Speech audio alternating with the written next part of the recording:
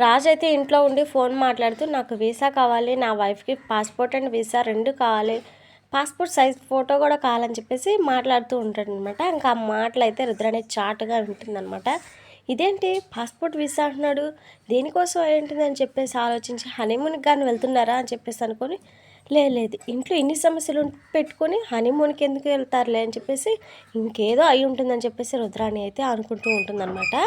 ఇక రాజు అయితే మాట్లాడుతూనే ఉంటాడనమాట. అవునండి, అమెరికా వెళ్ళాలి, టైం కూడా లేదు, ఒక్క నెల ప్రాసెస్ అంతా జరిగిపోవాలని చెప్పేసి అంటాడనమాట. ఇదేదో ఇంట్లో వాళ్ళందరినీ ముంచేసే ప్లానే, డౌటే లేదు.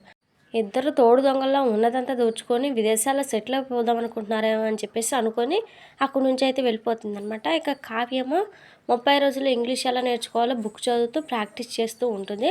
అది చూసి రుద్రాణి అయితే వెళ్ళి మాట్లాడిస్తుంది అనమాట. కావ్య అయితే ఇంగ్లీష్లోనే సమాధానం చెప్తుంది. ఎందుకు అని చెప్పేసి రుద్రాణి అడగానే మీటింగ్లో ఇంగ్లీష్లో దంచి కొట్టాలంటే ప్రాక్టీస్ చేయాలి కదా అని చెప్పేసి కావ్య అయితే అంటదనమాట. నీ ఇంగ్లీష్ చూసి ఇంగ్లీష్ వాడు కూడా పారిపోతాడని చెప్పేసి రుద్రాణి అయితే అంటదనమాట. నేను చాలా నేర్చుకోవాలి, డిస్టర్బ్ చేయకండి, ఎక్స్క్యూజ్ మీ అని చెప్పేసి కావ్య అయితే అంటదనమాట. ఏయ్, అది ఎక్స్క్యూజ్ మీ, కిస్ మీ అంటే ముద్దు పెట్టానని చెప్పేసి మీనింగ్ అయితే చెప్తుందనమాట రుద్రాణి.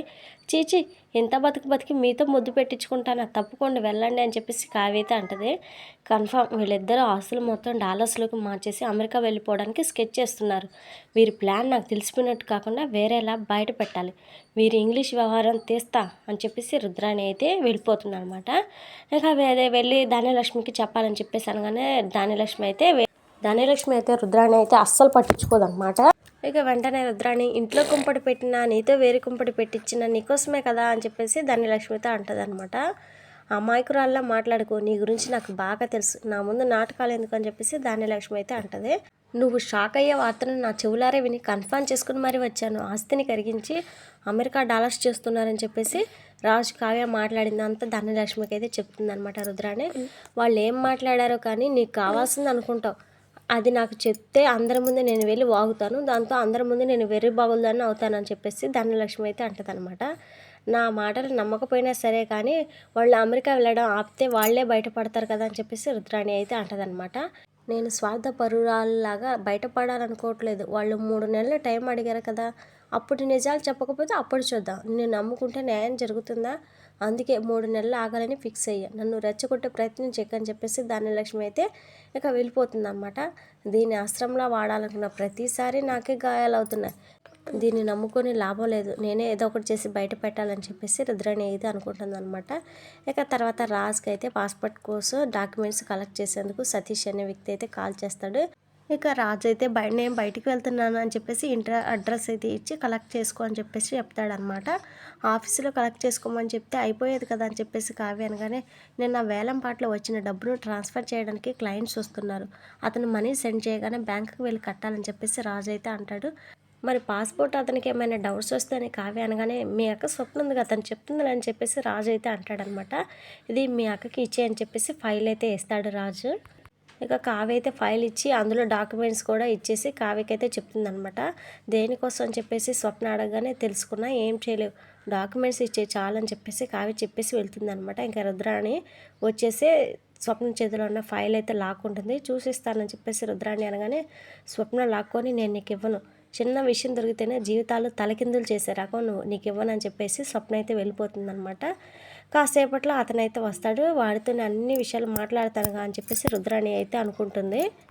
ఇక తర్వాత సీన్లో రైటర్ లక్ష్మీకాంత్ని కళ్యాణ్ అయితే కలుస్తాడనమాట. తను చెప్పిన పాట రాసి ఇస్తాడు. ప్రేమలో ఉన్న కళలు, ప్రేయస్తో గడిపిన క్షణాలు అన్నీ గుర్తు చేసుకుని మరి రాసినట్టున్నావు అని చెప్పేసి లక్ష్మీకాంత్ అయితే అంటాడనమాట. ఈ చదివి మహా అద్భుతం అని చెప్పేసి మెచ్చుకుంటాడు. గొప్ప రచయిత కావాలని కోరుకుంటున్నా అని చెప్పేసి అంటాడనమాట. ఇంతలో కారులో నుంచి మ్యూజిక్ డైరెక్టర్ అయితే వస్తాడనమాట. మీకోసమే వేడివేడిగా ఓ పాట రాశానని చెప్పేసి లక్ష్మీకాంత్ అయితే అనగానే మీరు ఈ మధ్య చాలా ఫాస్ట్గా రాస్తున్నారని చెప్పేసి పొగుడతాడనమాట మ్యూజిక్ డైరెక్టర్. ఇక తర్వాత పాట చూసి ఇదంతా మీరే రాశారా, మీ పాటలో చాలా మార్పులు వచ్చాయి, యూత్ఫుల్గా ట్రెండీగా అనిపిస్తుంది, ప్రతి పదం చాలా ఫ్రెష్గా ఉందని చెప్పేసి ఇక అతని మ్యూజిక్ డైరెక్టర్ అయితే అంటాడనమాట. మంచి మంచి డైలాగ్స్ యూజ్ చేస్తున్నానని చెప్పేసి లక్ష్మీకాంత్ అయితే కవర్ చేసుకుంటూ ఉంటాడనమాట. ఇక తర్వాత మ్యూజిక్ డైరెక్టర్ అయితే ఈ లైన్లో నాకు చిన్న డౌట్ ఉంది, కొంతమంది పాట వినేటప్పుడు తప్పుగా అనుకోవచ్చు. ఎదలోతుల్లో అనే పదానికి వేరే పదం వాడొచ్చుగా అని చెప్పేసి అతనైతే అంటాడనమాట. అలా ఎలా మారుస్తావు అని చెప్పేసి లక్ష్మీకాంత్ అయితే అంటాడనమాట.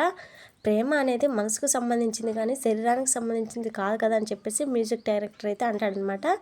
ఇక రైటర్ లక్ష్మీకాంత్ అయితే అదే కన్ఫర్మ్ చేసుకోండి అని చెప్పేసి అనగానే సరే అని చెప్పేసి మ్యూజిక్ డైరెక్టర్ అయితే వెళ్ళిపోతుంటాడనమాట. నువ్వు కూడా వెళ్ళిరావయ్యా అని చెప్పేసి కళ్యాణ్కి చెప్పి రైటర్ లక్ష్మీకాంత్ అయితే ఇంట్లోకి అయితే వెళ్ళిపోతాడు. తర్వాత కళ్యాణ్ అయితే కార్ దగ్గర ఉన్న మ్యూజిక్ డైరెక్టర్ దగ్గరికి వెళ్ళి మీరు చెప్పింది కరెక్టే అనిపిస్తుంది సార్, ఎదలోతులో బదులు హృదయ స్పందనలు అని రాస్తే బాగుంటుంది కదా అని చెప్పేసి అంటాడనమాట.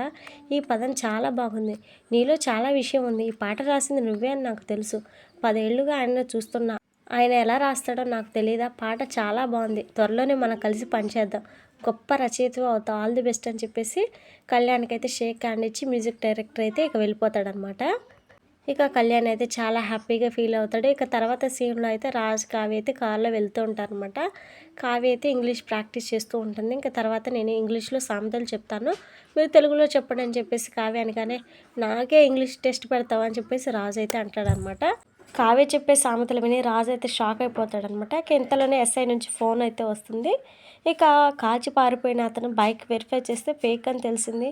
ట్రాఫిక్ సిగ్నల్ దగ్గర వాడిని చెక్ చేసి పట్టుకోవాలి, కానీ ఇదంతా చాలా టైం టేకింగ్ ప్రాసెస్ అని చెప్పేసి ఎస్ఐ అయితే అంటాడనమాట. వాడిని ఎలాగైనా పట్టుకోవాలి, పట్టుకుంటేనే మా సమస్య తీరుతుందని చెప్పేసి రాజు అయితే అంటాడనమాట. ఎందుకండి టెన్షన్ పడతారు, ఖచ్చితంగా వాడు దొరుకుతాడని చెప్పేసి కావ్య అయితే అంటదనమాట. ఇక తర్వాత సీన్లో పాస్పోర్ట్ కావాల్సిన ఫైల్స్ మొత్తం కలెక్ట్ చేసుకోవడానికి అని చెప్పేసి సతీష్ అయితే వచ్చేసి స్వప్న దగ్గర ఉన్నవైతే తీసుకుంటాడనమాట. వీడిని ఎలాగైనా సరే మచ్చిక చేసుకొని అన్ని విషయాలు బయటపడతాయని చెప్పేసి రుద్రాణి అనుకొని ఉంటూ ఉంటుంది. ఇక స్వప్నతో అయితే ఇంటికి ఎవరైనా వచ్చినప్పుడు అతిథి మర్యాదలు చేయాలని తెలియదా అని చెప్పేసి స్వప్నతో అయితే అంటదనమాట. ఇక అవేం డాక్యుమెంట్స్ అని చెప్పేసి రుద్రాణి అడగగానే అతన్ని అమెరికా వెళ్ళడానికి పాస్పోర్ట్, వీసా కోసం రాజ్ కావ్య గారికి అవి అని చెప్పేసి చెప్తాడనమాట. ఇక అక్కడ ఉన్న ఇంట్లో వాళ్ళంతా షాక్ అయిపోతారు.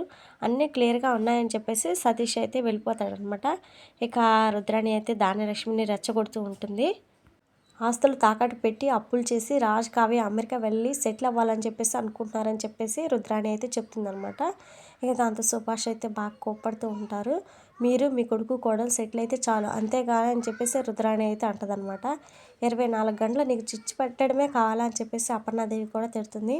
అన్యాయం జరుగుతున్నప్పుడు నాకు చెబితే మీకెందుకు తప్పుగా అనిపిస్తుందా అని చెప్పేసి ధనలక్ష్మి అయితే ఇంకా అపర్ణాదేవి సుభాష్ని అయితే అంటదనమాట. అంతటితో వాటి ఎపిసోడ్ అయితే ఎండ్ అయిపోతుంది.